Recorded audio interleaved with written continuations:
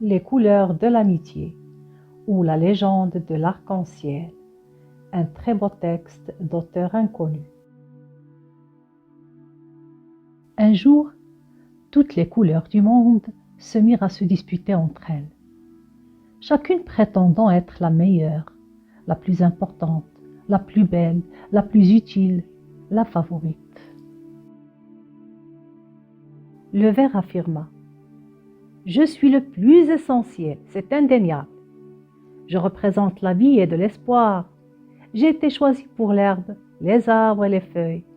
Sans moi, les animaux mourraient. Regardez la campagne et vous verrez que je suis majoritaire. »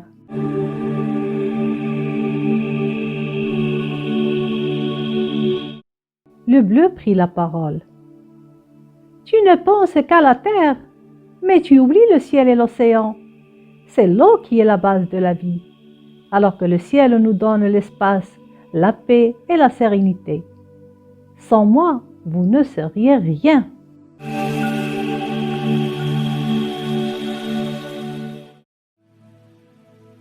Le jaune rit dans sa barbe. « Vous êtes bien trop sérieux. Moi, j'apporte le rire, la gaieté et la chaleur dans le monde. À preuve, le soleil est jaune, tout comme la lune et les étoiles. Chaque fois que vous regardez un tournesol, il vous donne le goût du bonheur. Sans moi, il n'y aurait aucun plaisir sur cette terre. »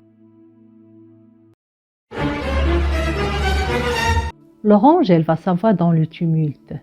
« Je suis la couleur de la santé et de la force. On me voit peut-être moins souvent que vous, mais je suis utile aux besoins de la vie humaine. Je transporte les plus importantes vitamines. Pensez aux carottes, aux citrouilles, aux oranges, aux mangues et aux papayes. Je ne suis pas là tout le temps, mais quand je colore le ciel au lever ou au coucher du soleil, ma beauté est telle que personne ne remarque, plus aucun de vous. »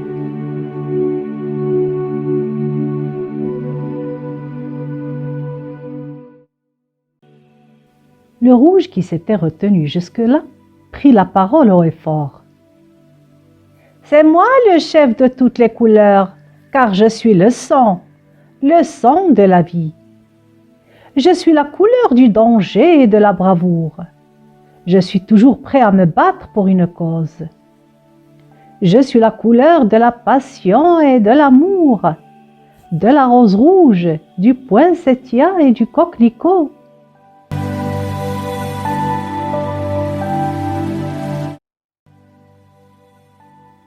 Le pourpre se leva et parla dignement.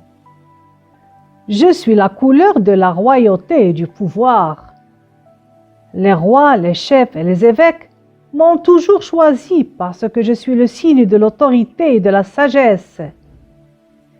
Les gens ne m'interrogent pas, ils écoutent et obéissent. »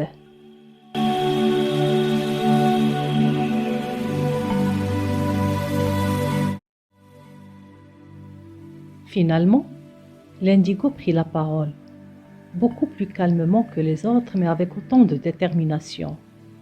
« Pensez à moi, je suis la couleur du silence. Vous ne m'avez peut-être pas remarqué, mais sans moi, vous seriez insignifiante. Je représente la pensée et la réflexion, l'ombre du crépuscule et les profondeurs de l'eau. Vous avez besoin de moi pour l'équilibre, le contraste et la paix intérieure. » Et ainsi les couleurs continuèrent à se vanter, chacune convaincue de sa propre supériorité. Leur dispute devint de plus en plus sérieuse. Mais soudain, un éclair apparut dans le ciel, et le tonnerre gronda. La pluie commença à tomber fortement.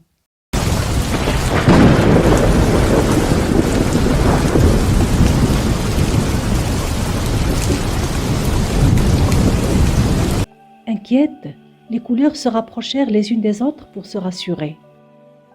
Au milieu de la clameur, la pluie prit la parole. « Idiotes! Vous n'arrêtez pas de vous chamailler! Chacune essaie de dominer les autres. Ne savez-vous pas que vous existez toutes pour une raison spéciale, unique et différente? Joignez vos mains et venez à moi.